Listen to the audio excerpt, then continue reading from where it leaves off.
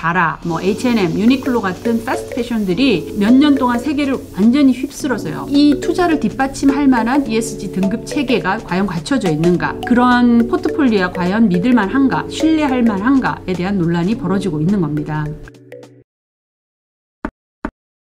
안녕하세요. 임팩트홈 박란입니다. 오늘은 여러분들께 영국 패션 브랜드 부후의 스캔들에 대해서 말씀드리려고 이 자리에 앉았습니다. 한국 언론에는 거의 나오지 않았는데요. 지난 7월 한 달 내내 거의 영국 언론을 휩쓸고 있는 스캔들입니다. 부후 스캔들이고요. 이게 ESG와 무슨 연관이 있는지는 제가 조금 이따 설명드리면 잘 아시게 될 겁니다.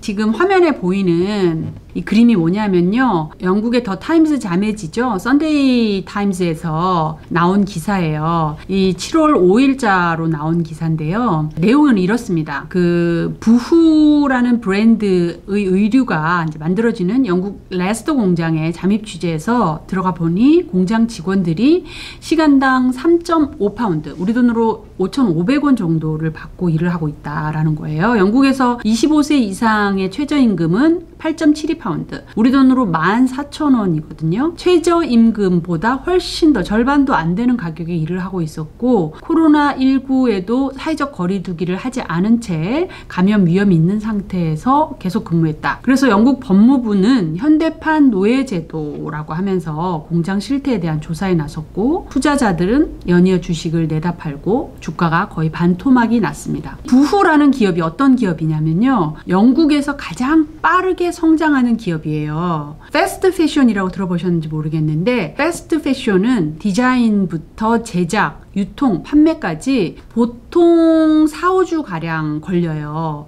근데 여기 이 부후라는 브랜드는 패스트 패션보다 훨씬 더 빠른 울트라 패스트 패션이라고 불려요. 거의 1-2주 만에 제품을 만들어서 판매합니다. 보통 요즘 젊은 친구들은 인스타그램, 틱톡 이런 데서 연예인이나 그 인플루언서들이 이제 옷을 사 입고 그 옷을 그대로 사고 싶어 하잖아요. 그런 밀레니얼이나 G세대의 그 취향을 저격한 거고요. 오프라인 매장도 없고 대부분 온라인으로 판매하면서 $5, 뭐 $8 이렇게 티셔츠, 드레스 이런 것들을 이제 가격도 저렴하기 때문에 상당히 많은 인기를 끌었어요. 그래서 지속가능 보고서에 보니 2015년도의 이제 매출이 우리 돈으로 3,043억 원이었는데 거의 5년 만에 2020년도에 지속가능 보고서에 보니까 1조 9천억 원으로 엄청난 성장을 했습니다. 작년 12월 말에 그 시가총액이 거의 39억 파운드로 영국에서 가장 유명한 이제 역사와 전통을 지닌 패션 브랜드가 막스 앤 스펜서잖아요. 그 37억 파운드를 이제 초월을 해서 새로운 장을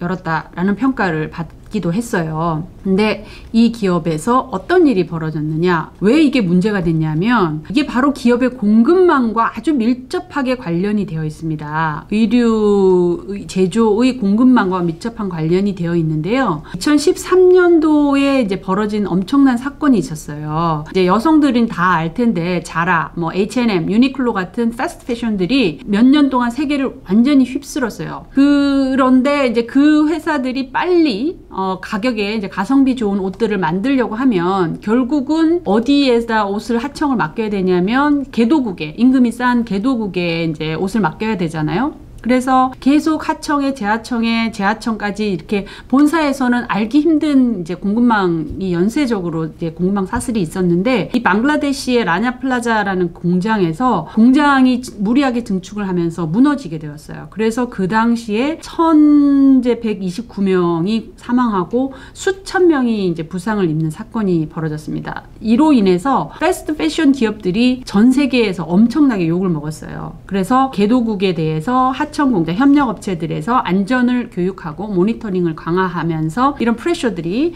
증가했거든요. 하지만 이런 울트라 패스트 패션 같은 이제 브랜드들이 쭉 급성장한 반면 이 브랜드들은 감시의 사각지대에 있었어요. 설마 부후라는 패션 기업 같은 경우는 1-2주 안에 빨리 제품을 만들어서 가지고 와야 되기 때문에 영국 안에, 자국 안에 이제 공장을 운영을 하고 있었거든요. 그래서 여기 안에서 노동 착취가 발생할 거라고는 아무도 상상을 하지 못했던 거예요. 거죠. 그래서 부후는 ES 투자와 무슨 관계가 있는가? 여기에 이제 그래프를 보면 공급망들 안에서 어느 정도의 투명성을 가지고 있는지를 보여주는 지표예요. 여기에 이제 보면은 이 부후 스캔들로 인해서 지금 사실은 ESG 투자에 대해서 이게 과연 제대로 되고 있는가라는 이제 의문과 뭐 비판 이런 것들이 제기되고 있는데요. 왜냐하면 펀드 평가 기관인 이제 모닝스타에 따르면 부후에는 지속 가능한 투자를 목표로 한 20개 펀드가 이제 투자를 했다고 합니다. 특히 스탠더드 라이프 에버딘 투자그룹 같은 경우는 그 지분이 이제 뭐 3.4% 정도를 차지했고, 스캔들이 발생하기 전에 부후 그룹이 이 포트폴리오 안에 최대 기업으로 바로 내세우면서 그랬는데, 스캔들이 발생하자마자 바로 그 주식을 다 매각을 했거든요. 이 투자 기관들은 항변을 하죠. ESG 평가 기관의 등급을 믿었다. 그래서 이 또 비난이 그 모건 스탠리 캐피털 인터내셔널이라는 MSCI로 넘어가게 됩니다. 왜냐하면 MSCI에서 6월까지만 해도 부후 그룹의 공급망 노동 기준에 대해서